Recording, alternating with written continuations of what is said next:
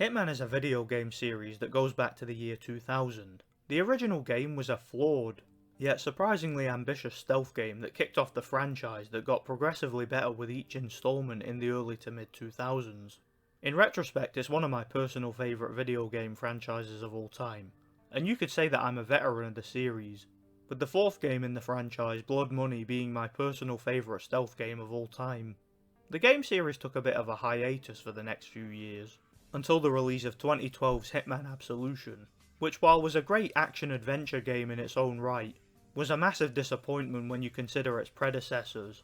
It wasn't necessarily a bad game, but it was arguably a bad Hitman game, since it lacked the sandbox-style level design and nuanced gameplay of the previous games in the series, providing instead a more linear, story-based experience with some classic Hitman elements thrown in. Despite the game series going on hiatus during this time, with the developers IO Interactive dedicating most of their time to their other projects such as Kane and Lynch, the publisher Eidos wanted to milk the franchise. In 2007, just 1 year after the release of Blood Money, a movie adaptation of Hitman was released. It received mostly negative responses from both fans of the series and general moviegoers alike, as well as mainstream critics. In short, the movie was a critical failure. When I first saw the movie as a kid, while I didn't think it was as bad as the critics said, I still had the feeling that it was just unnecessary and there was something about it I didn't like. The movie was an action thriller that involved Agent 47, played by Timothy Olyphant, aka the bad guy from Die Hard 4, being set up during an assassination in Russia. He carries out the contract and then gets dragged into a political conspiracy. It's a fast-paced, big-budgeted, R-rated action flick, with very little resembling the games, which were of course more stealth-oriented. In 2015, a few years after the release of Absolution, another Hitman movie was released. A reboot starring Rupert Friend, and yeah, the less said about that movie the better.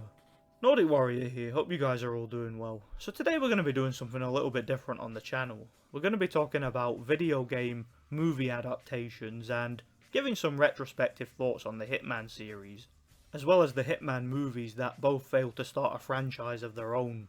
So it's no secret that movie adaptations of video games have a negative reputation. Very rarely, if ever, do they work. When it comes to video games, they differ from movies of course in the sense that they are more interactive experiences. Watching a movie, you're basically just consuming the content, and the events that take place on screen are already set in stone. You have a protagonist, a cast of characters, a script, and a set number of scenes and set pieces. You, the viewer, have no say in what takes place. Video games, on the other hand, as I mentioned before, are an interactive experience. In a sense, you, the player, are the protagonist. The events of the story rely solely on you and your choices. Some games, of course, don't have this quality and play out like interactive movies, but for the most part, when it comes to AAA games, you are the protagonist. That's not to say that some games don't have great story and writing, but even in those cases, the most memorable thing about them is the gameplay. In fact, in many ways, the gameplay is the story.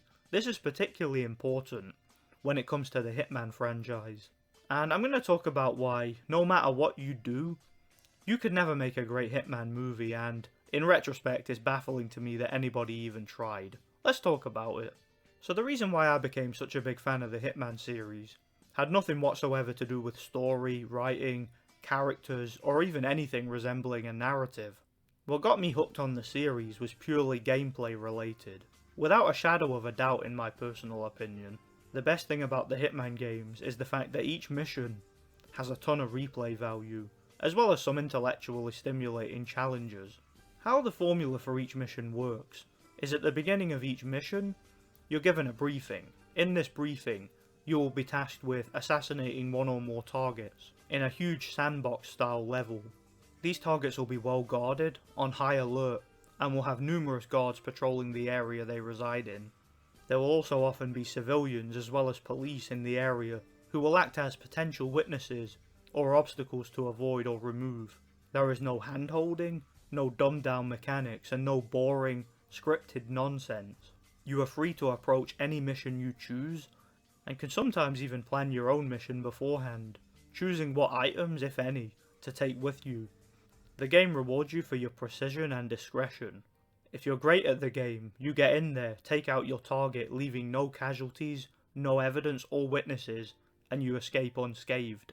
If you're really great, you make it look like an accident and nobody in the game even knows you were there. You are given a rating at the end of each mission depending on your score and how efficiently you carried out your mission, with the best rating being Silent Assassin.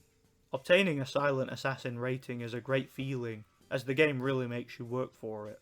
You really do get a rush when you're sneaking around restricted areas of levels, avoiding guards, leaving no evidence, using disguises to blend into your environment, hiding in plain sight. Each level will have numerous ways to approach them, with several different methods to complete each mission. If you play through the game enough, you may even figure out some of your own. This kind of intellectually stimulating gameplay, relying on stealth mechanics and exploiting the game's AI, makes it so rewarding, and it really sets it apart from other games in the genre. Taking all of this into consideration, it's absolutely baffling to me that the studio at Eidos, or anybody for that matter, thought that it would be a good idea to take this concept and make it into a big budget action movie with pulse-pounding action set pieces and badass western style shootouts. I mean, that's great for an action movie, but it's just not Hitman.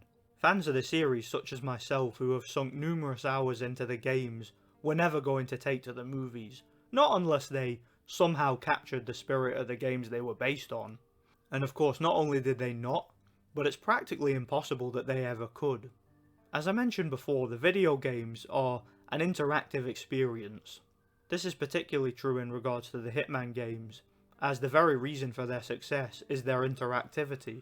Sure, you can play the games like a dummy, going all guns blazing and blasting every single NPC in sight, but that would be very counterproductive if you're trying to play the game as a stealthy silent assassin.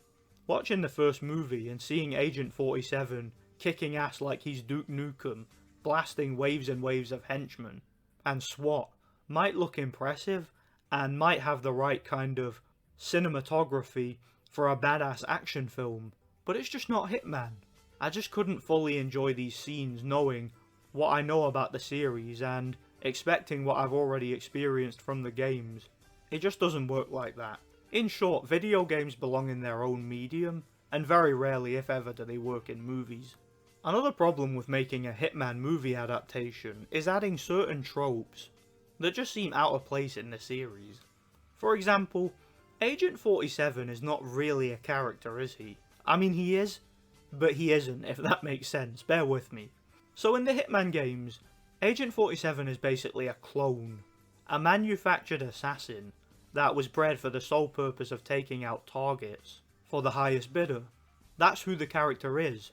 Now sure, there have been attempts by the developers to humanise the character, most notably in Hitman 2 Silent Assassin, which began with a fantastic confession monologue that involved Agent 47 confessing his sins to a priest and asking God for forgiveness. Padre, I have sinned.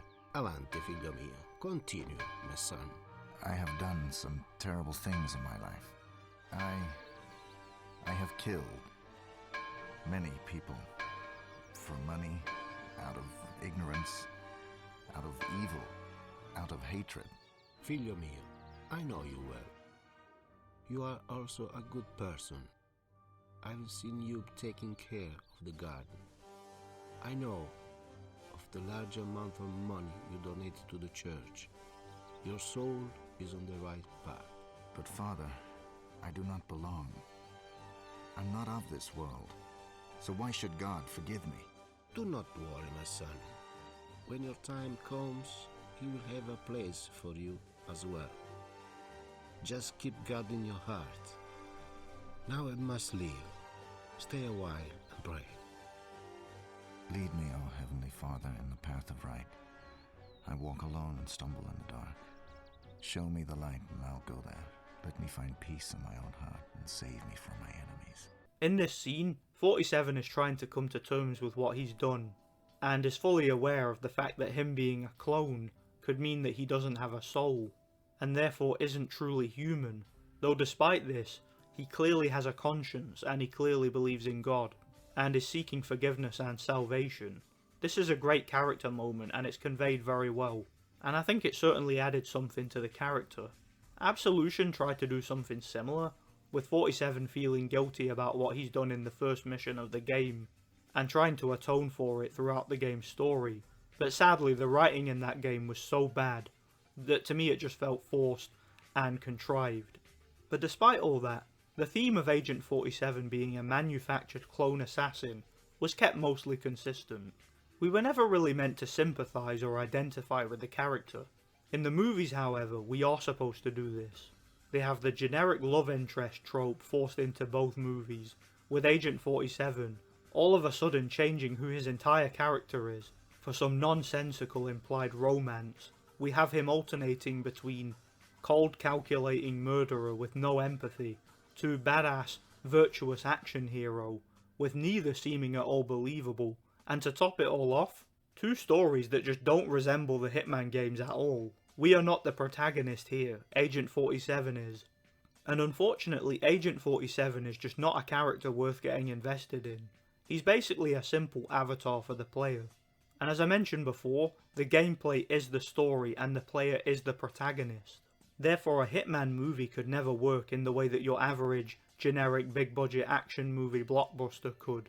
Now, I suppose if you've never played a Hitman game before, then this might not be much of a problem for you, but at the same time, you still have the problem of Agent 47 just not being a character worth getting invested in.